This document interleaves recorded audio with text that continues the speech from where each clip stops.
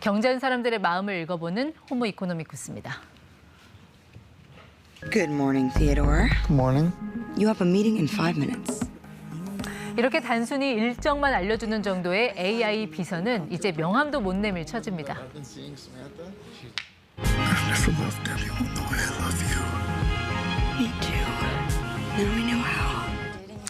연인과 대화하듯 사랑의 감정을 나누기도 하고 이보다 더 놀라운 AI까지 등장했다고 합니다. IT 업계의 뜨거운 화두 초거대 AI, 그 위험과 한계까지 함께 짚어보겠습니다. 미래사회 IT연구소 김덕진 소장 나오셨습니다. 네, 소장님 반갑습니다. 네, 안녕하세요. 반갑습니다.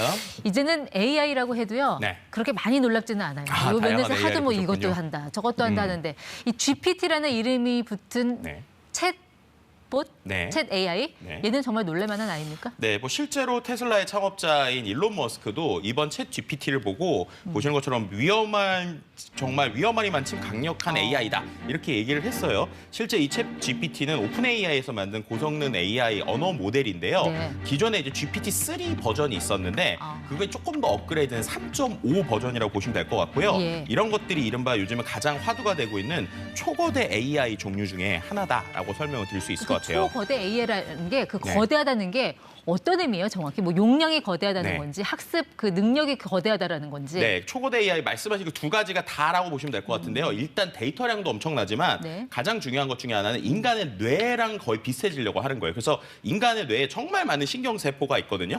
그 신경세포처럼 수많은 파라미터 값들이 들어가가지고 네. 그 안에서 이제 인간처럼 사고, 학습, 판단할 수 있게 만들어주는 이러한 인공지능을 목표로 하는 것들이 초거대 인공지능이라고 보시면 될 것 같고요. 그래서 네. 뭔가 사람이 질문을 했을 때 정말 사람이 대답하는 것처럼 아, 그래요? 뭔가 대답을 하거나 행동을 하거나 글을 써주는 이런 것들이 최근에 연구되고 네. 있는 초거대 AI라고 볼 수 근데 있습니다. 우리가 사실 휴대전화 속에 있는 뭐 쉬리 이런 AI하고도 네. AI하고도 대화를 하다 보면 한 세 마디 네 마디 하면 그다음부터 막 엉뚱한 소리 하잖아요. 네네. 지금에 나온 그 챗 GPT 얘는 네. 다릅니까? 그러니까 초거대 AI나 챗 GPT의 학습 방식을 좀 설명드려야 될 것 같은데요. 예를 들면은 예전에 말씀하신 것처럼 왜 두세 마디 하면 좀 이상해졌느냐. 한국의 수도는 어디인가요? 만약에 질문을 하면 예전에는 한국이 어떤 의미인지도 컴퓨터가 이해하려고 그랬고 수도도 어떤 의미인지 이해하려고 그랬고 어디인가요도 이해하려고 했어요. 근데 지금은 어떤 방식이냐면 그냥 인터넷에 있는 수많은 글들을 통으로 학습을 합니다.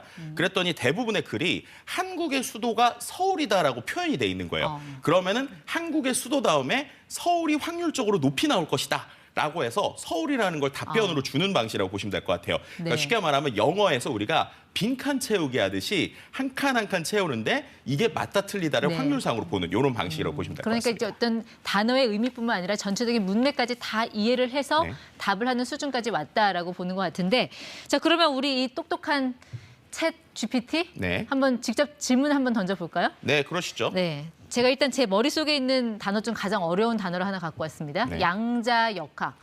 반말로 물어봐도 되나요? 양자역학에 물어보세요. 대해 쉽게 설명해 줘. 네.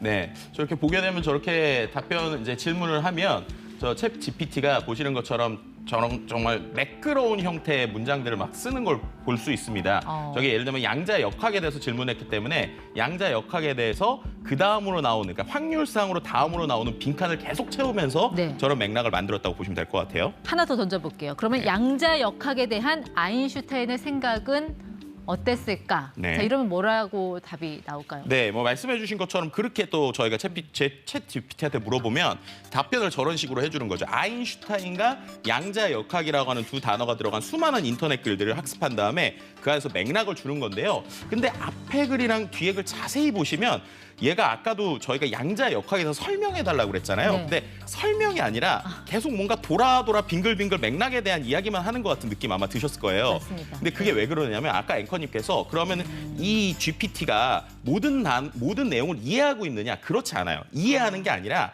그냥 그 다음에 나오는 단어들을 확률상으로 뿌려주는 겁니다. 네. 근데 그걸 보고 사람들이 이거 정답이네? 마치 우리가 찍기를 하는 것처럼 이렇게 되는 건데요. 이런 것들이 학습을 하면서 조금 우리에게 보여줄 때 이건 충분히 의미가 있네라고 거꾸로 보여주는 형태라고 생각하시면 될 것 그러니까 같습니다. 인터넷에 돌아다니는 정보를 약간 짜깁기 해서 문서화하는 그런 느낌도 있어서 네네. 혹시 잘못된 정보를 그냥 전문가스럽게 표현만 그렇게 한 게 아닌가. 이거 정말 100% 믿을 수 있는 정보인가 하는 생각도 들거든요. 네, 그래서 이제 제가 생각할 때는 약간 이 챗 GPT가 완벽한 똑똑한 전문가가 등장했다라기보다는 신입사원이나 인턴이 등장을 해서 제가 궁금해하는 것들을 정리해서 갖고 오면 네. 그거를 인간이 컨펌을 하고 사람이 이건 아니야라고 하면은 수정 보완하는. 근데 이번에 챗 GPT는 좀 똑똑한 게 네. 제가 만약 이게 아니야라고 하면은 그걸 또 빠르게 학습해서 네. 반영을 해줍니다. 그러니까 결국에는 인간이 한 번 더 모니터링을 해야 되고요. 그렇기 때문에 여기서 나온 결과물만 믿는다고 하면 충분히 문제가 될 수 있는 부분들도 있다. 이런 얘기도 드릴 수 있을 것 그리고 같습니다. 많은 사람들이 안고 있는 고민 중에 하나가 이 글쓰기. 이거 네. 인공지능이 과연 잘 할 수 있을 것인가가 또 이 업계의 화두였잖아요. 그렇죠. 글쓰기도 잘해요? 실제로 이제 우리나라 수능처럼 미국에 이제 대학 과정 인증 시험이 있는데 거기에서 에세이, 그러니까 우리가 짧은 글짓기를 물어봐요. 그래서 실제 폭풍의 언덕이라고 하는 주제를 주고 네. 5단락의 에세이를 적어줘라고 했거든요. 근데 실제로 생각보다 꽤 잘 작성을 했더라고요. 그래, 네. 내가 쓴 것보다 더 잘 써요? 제가 볼 때는 한 중학생 정도 이상은 좀 쓰는 것 같은데 네. 근데 이제 내용을 보면은 한 5맥락 중에 한두 문장이나 단어 조금 이상한 부분이 있어서 그거는 우리가 꼭 수능 그래요. 글짓기 선생님처럼 좀 고쳐줘야 되는 이런 그렇기 때문에 형태들이 있죠. 대학가에서 이 네. 자기 논문을 이런 AI한테 맡기는 경우도 생길 텐데 네. 교수님이 그거 보면서 인간이 쓴 건지 AI가 쓴 건지 이거 구분할 수 있을까요? 이미 말씀하신 것처럼 유발하리 사피엔스 같은 경우에도 이번에 이제 개정판이 나올 때 그 서론을 AI가 쓴 걸 보고 이제 하리가 되게 놀랐다 이런 얘기 이제 그 유발하리 그런 얘기들이 나오고 있거든요. 그럼 그 얘기는 무슨 말이냐면 결국에는 지금 이미 논문을 만들어주는 AI들은 있고요. 역으로 그런 것들이 금지되는 게 정책적으로 나와야 되는 상황이다. 이렇게 좀 설명드릴 수도 있을 것 같습니다. 이런 전문적인 글 말고요. 네. 저는 사실 매일 쓰는 거 좀 귀찮아하는 편인데 네. 우리 ET가 송년회를 부득이하게 연기를 해야 되는 그런 상황이 발생을 했습니다. 네. 이거 공지 메일 이런 거 챗한테 부탁해도 이 거대한 AI 이거 할 수 있습니다. 네, 충분히 우리가 근하신년이나 이런 것처럼 패턴화되어 있는 거니까 될 것 같아요. 한번 질문을 해보시죠. 네. 네, 보시면 이제 ET 송년회가 부득이하게 연기됐다라고 메일 써줘 쓴다면이라고 질문을 했을 때 저기 있는 것처럼 대답을 하게 되는데 일단 저희가 ET 송년회라고 했기 때문에 저것을 가지고 일반적인 포맷의 형태로 저렇게 메일을 써주는 것도 볼 수 있습니다. 그런데요, 아주 엉뚱한 답변을 하는 경우도 가끔 있다고 들었어요. 예를 들면 네. 이순신이 누구인가를 입력을 했더니 네. 조선의 대통령? 뭐 이렇게 답을 했다고도 하는데 네. 그래서 혹시 바보 아닌가? 뭐 이런 말을 하는 분도 계시더라고요. 그러니까 두 가지 이유가 있는데요. 첫 번째는 챗 GPT 자체가 기본적으로 영어 데이터가 학습량이 훨씬 많기 때문에 영어가 아닌 한국어로 질문했을 때 학습에 대한 한계가 있고요. 두 번째는 그런 지금 역사적인 데이터뿐만 아니라 최근에 트렌드를 물어볼 때도 안 될 때가 있어요. 네. 지금 이게 베타 버전인데 2021년까지 정도 학습된 걸로 알려져 있거든요. 네. 그러니까 그 다음 데이터들은 조금 오류가 있는 부분도 있고 그래서 저희가 고쳐나가면서 써야 되는 상황이라고 볼 수 있을 것 같습니다. 이렇게 모든 거 다 궁금한 거 알려주는 챗 거대한 AI가 등장을 했으면 네. 앞으로 구글은 어떻게 되는 건가요? 떨고 있을 것 같은데요. 네, 이제 그래서 어떤 분들은 이제 구글 검색의 시대가 저물고 이런 전문가 형태의 어떤 AI가 나오는 것이 아닌가라고 하지만 제가 볼 때 이 두 개가 같이 병행될 수 있을 거라고 봐요. 왜냐하면 새로운 정보에 대해서 사람들의 관심을 보여주는 게 검색이고 뭔가 전문가적인 정보 혹은 예전에 있었던 걸 정리해서 보여주는 형태가 지금의 어떤 생성형 초고대 인공지능이기 때문에 네. 이 두 개를 오히려 병행해서 쓴다면 사용자 입장에서 훨씬 더 낫겠다라고 보고요. 그리고 네. 구글 입장에서 당연히 조금이지만 본인들의 점유율을 뺏길 수 있는 부분은 분명히 존재한다고 볼 수 있을 것 같습니다. 지금까지는 무료로 이거를 사용을 하고 있는 것 같은데 이 회사는 어떻게 해서 돈을 번다는 계획입니까? 그러니까 지금 이제 지금은 베타 버전인 상황이고요.